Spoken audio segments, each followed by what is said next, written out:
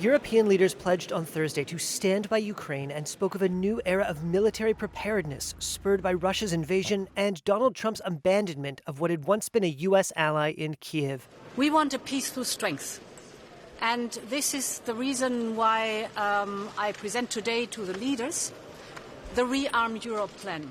EU Commission President Ursula von der Leyen met with Ukrainian President Volodymyr Zelensky at the summit in Brussels and described her vision of rearming Europe and supplying Ukraine with weapons. It gives the member states possibility to invest in the Ukrainian defense industry or to procure military capabilities that go right away to Ukraine.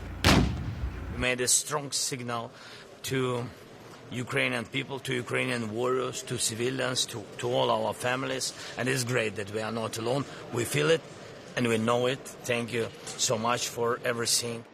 According to NATO, Washington provided more than 40% of military aid sent to Ukraine last year. If you didn't have our military equipment, this war would have been over in 2 weeks. In 3 days. I heard it from Putin. In 3 days. But President Donald Trump abruptly ended that arms supply following an Oval Office shouting match with Zelensky last week that led to a reversal in American support and stunned American allies.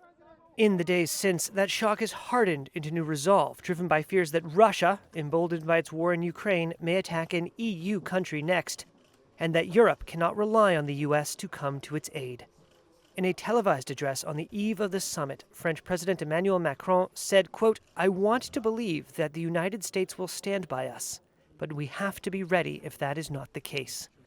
And in a sign of the gravity of the moment, Macron said that France was open to discussing extending the protection offered by its nuclear arsenal to its European partners.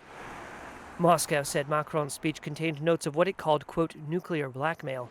The French proposal was met with mixed reaction from other nations. I think it's a very interesting idea, and we see to this proposal with high expectations because, nuclear umbrella would serve as really very serious deterrence towards Russia. That was Lithuania's President Gitanas Nausėda.